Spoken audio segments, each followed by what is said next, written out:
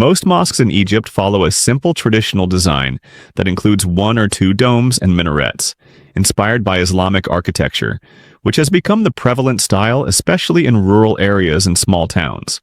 As for Cairo, it has been dubbed the City of 1,000 Minarets, due to the abundance of its historic mosques, whose minarets feature diverse designs reflecting the creativity of each era.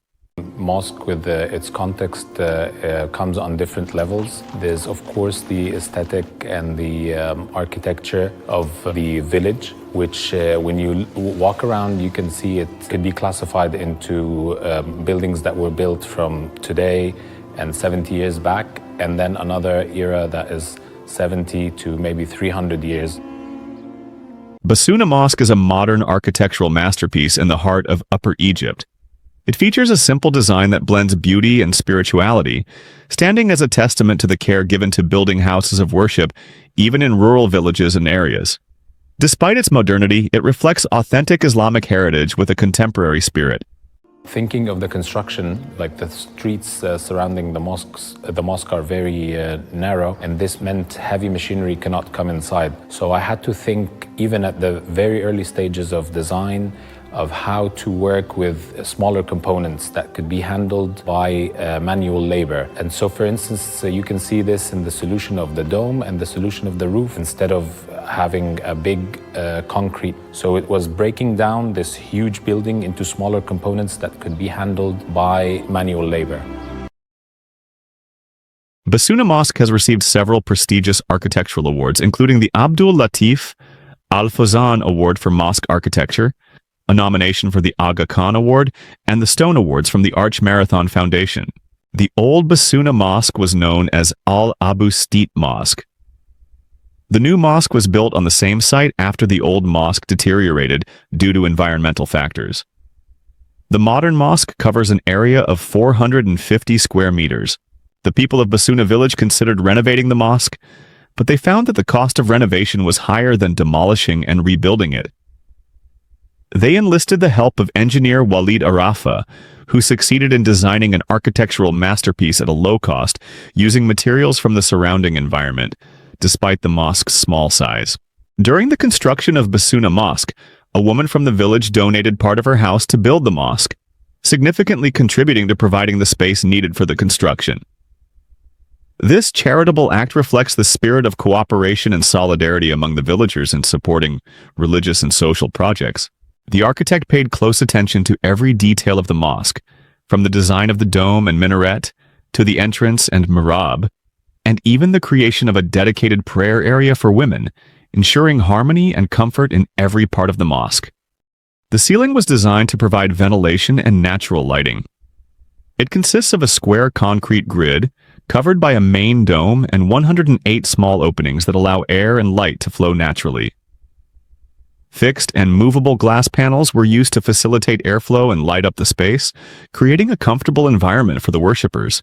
So traditionally, pendentive domes are elements that were used not independently, but to transform the square plan to a circular plan to erect a dome. The idea of dividing the roof into 108 squares and then dividing each square into two triangles, one would be translucent, covered with glass, and the other part, following the solar path, would protect the openings from direct sunlight, allowing only gentle light to come in, then through another vertical opening, allowing in the nice, cleaner breeze to filter through the mosque. But also there's this idea of using an old element and a time-honored element that has been there for thousands of years in a new way, giving it a new life.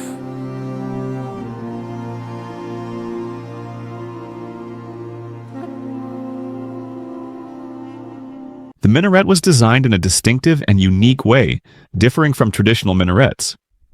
It was designed in the shape of a three-dimensional alif and twisted counterclockwise, symbolizing the act of tawaf during Hajj. So the minaret is a 3D interpretation of what the dot is, and because the alif is the Adam al-Huruf, the foundational letter being in all the Arabic letters, which is based on 7 dots, so again, it's as if it's the 7 cube of cubes. But then there are two other very important concepts. One is verticality versus perpendicularity, and the other one is the minimal space by which a human eye can perceive a cube or a square, which is double that size, to see it without it being distorted. Combining the two concepts together has given us this twisting action of the minaret, so as if there's a force of circumambulation counterclockwise, just like we circumambulate around the Kaaba, but also going vertically. We're leaving this plane, Earth, and joining the celestial reality.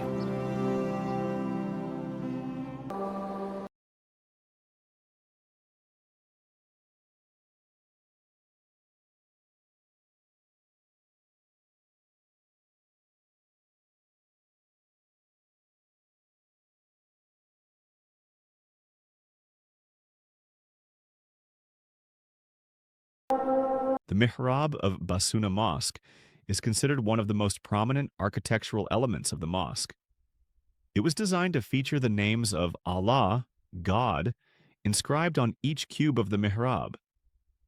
This design adds a spiritual and aesthetic dimension to the mosque, reflecting the approach of integrating architectural art with religious values.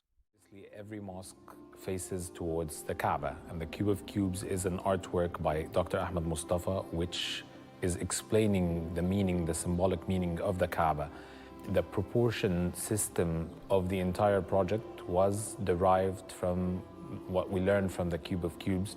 You can see that very clearly in what is the mihrab, because we put it there in a literal sense, only we moved it into an architectural medium. But you can also see it in the minaret and the four columns that are bearing the central dome.